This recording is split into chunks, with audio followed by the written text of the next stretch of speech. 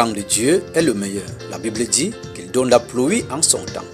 Et nous, restons simplement attachés à lui, de par notre amour, notre soumission, à travers l'obéissance envers sa parole, sans oublier le pardon, qui est une puissance pour notre liberté.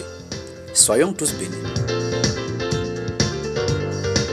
Bien-aimés, que Dieu bénisse l'œuvre de nos mains et restaure notre sagesse, nous donne la joie, la paix et surtout qu'il nous pardonne, nous donne les capacités spirituelles et allume le feu de son amour dans nos cœurs pour pardonner à tout le monde et que le Saint-Esprit puise dans nos cœurs toute douleur dont nous sommes victimes et nous apporte la consolation au nom de Jésus-Christ.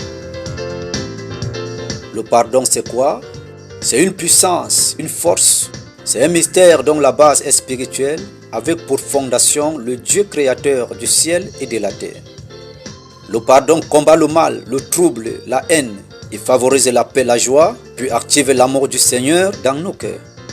La Bible nous parle dans le psaume 32, versets 1 à 2, « Heureux celui à qui la transgression est remise, à qui le péché est pardonné. Heureux l'homme à qui l'Éternel n'impute pas d'iniquité, et dans l'esprit duquel il n'y a point de fraude. » Bien-aimés, nous devons désirer le pardon de Dieu, chacun dans sa relation avec Dieu. Car le pardon de Dieu a été manifesté pour tout le monde entier afin que chacun en profite et que chacun entre dans cette atmosphère et expérimente la grâce de Dieu. Mais le psaume 32 nous parle particulièrement. Donc c'est cette particularité qui apporte le bonheur dans la vie de l'homme. Cela veut dire, bien-aimé, ne te compare ni à personne, ni à aucune chose que ce soit pour manifester le pardon de Dieu. Car c'est un acte personnel. Et c'est par là que nous trouvons aussi faveur devant les yeux du Seigneur. Et à la suite, le bonheur. La Bible dit, dans l'esprit duquel il n'y a point de fraude. Donc notre esprit et notre cœur ne doivent pas être redevables par rapport au pardon que nous devons offrir à tout le monde. Et c'est par là que le pardon de Dieu qui attire le bonheur dans nos vies trouve aussi la place. Pendant que nous devons pardonner ceux qui nous ont offensés et qui nous ont blessés, en même temps, nous devons condamner les œuvres des ténèbres qui se développent au milieu de nous. Jésus nous donne aussi la condition pour recevoir le pardon du Père, qui est de pardonner le prochain qui t'a offensé. Car celui qui pardonne, il vit le bonheur. Demandons donc la force à Jésus pour parvenir à manifester ce pardon. Nous réalisons que beaucoup sont souvent pardonnés par Dieu, mais ne vivent pas le bonheur après ce pardon, ne vivent pas la paix et d'autres encore. Tout simplement parce qu'ils ne sont pas quittés sur quoi Dieu les a pardonnés.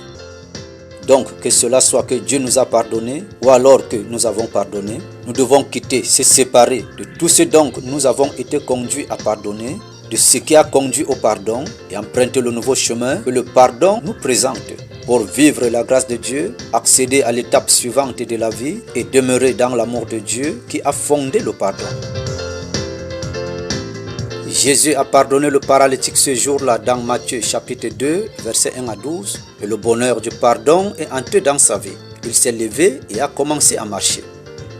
Il a en même temps pardonné la femme pécheresse et tous les esprits qui l'habitaient sont partis. Et elle est revenue en bonne santé.